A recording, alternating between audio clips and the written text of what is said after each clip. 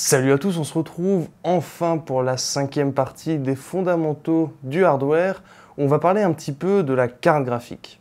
À quoi elle sert, quel modèle choisir et est-ce qu'elle est compatible avec votre PC? La réponse en vidéo.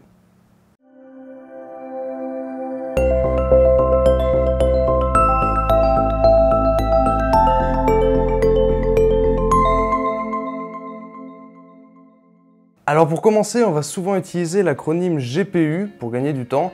Il signifie Graphics Processing Unit et désigne le processeur graphique qui est soudé à la carte graphique. Il est important de distinguer carte graphique de processeur graphique. En effet, plusieurs cartes graphiques peuvent utiliser le même processeur graphique, mais avoir des composants autour qui sont complètement différents. C'est pourquoi deux cartes graphiques qui utilisent le même GPU peuvent avoir des caractéristiques et des prix totalement différents. Ça va être par exemple la fréquence de fonctionnement, le système de refroidissement, etc. Tout comme le processeur, la carte graphique doit réaliser des calculs, mais ils sont très différents de ceux effectués par le processeur. Alors que le CPU va plutôt s'occuper de la physique, de l'IA, du son, etc., l'architecture du GPU est quant à elle conçue pour vous afficher au final une image à l'écran.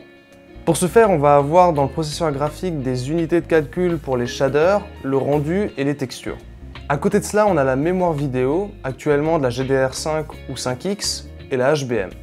La mémoire HBM est plus rapide et prend moins de place que la GDDR5, mais coûte encore assez cher à produire, c'est pourquoi on n'a pas encore ça dans toutes les cartes graphiques vendues actuellement. La mémoire vidéo est aussi une mémoire dite vive, mais avec un rôle très différent de celle qui accompagne le processeur. En fait, cette mémoire vidéo est utilisée pour stocker les textures qui vont être appliquées aux objets 3D.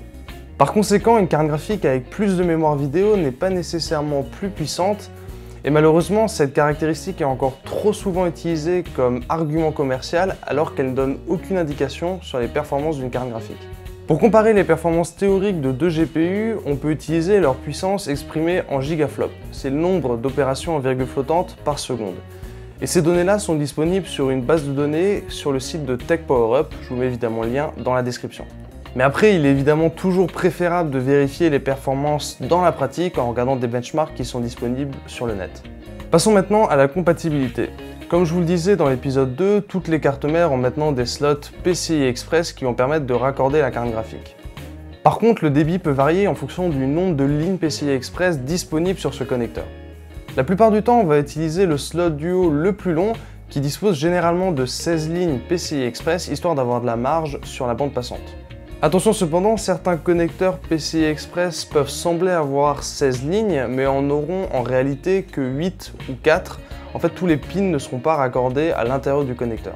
Mais il est à noter que depuis le PCI Express 3.0, qui a fait monter considérablement les débits des lignes PCI Express, on a beaucoup moins ce problème de bridage lié à la bande passante disponible, et même avec une grosse carte graphique branchée sur un slot PCI Express disposant de 8 lignes, on n'a aucun bridage. Pour finir sur la compatibilité, il faut aussi faire attention à ce que la carte graphique rentre physiquement dans le boîtier, mais on y reviendra dans l'épisode où on s'intéressera un peu plus en détail au boîtier du PC. C'est bien beau tout ça, mais quel modèle choisir maintenant? Il y a deux gros acteurs sur le marché des GPU, Nvidia et AMD. Nvidia dispose toujours d'une domination sur le marché des GPU avec 66% de part de marché. L'architecture actuelle d'AMD, Vega, est performante, mais le prix, la disponibilité et la consommation électrique plus élevée font que beaucoup de joueurs s'orientent vers les cartes graphiques GeForce d'Nvidia, qui utilisent actuellement l'architecture Pascal. Le choix de la carte graphique va beaucoup dépendre de votre budget en fait, et du dernier point qu'on va aborder, l'équilibrage carte graphique-processeur. Je l'avais déjà évoqué dans l'épisode sur le processeur. Il faut toujours se demander si les performances de la carte graphique ne vont pas être limitées par le processeur. Le problème, c'est qu'il n'y a pas de règle qui marche à tous les coups. Il faut essayer d'ajuster le budget sur le processeur et la carte graphique. Prenons un exemple un peu extrême, mettre une 1080 Ti avec un i3 8100 ne fait absolument aucun sens. En effet, les performances de la carte graphique vont être limitées de manière colossale par le processeur. En ce moment, ce que je recommande, c'est de prendre un processeur 4 cœurs 4 threads jusqu'à une GTX 1060, mais au-delà, d'essayer quand même de s'orienter vers un processeur 4 cœurs avec du SMT, ou alors un processeur 6 cœurs avec ou sans SMT.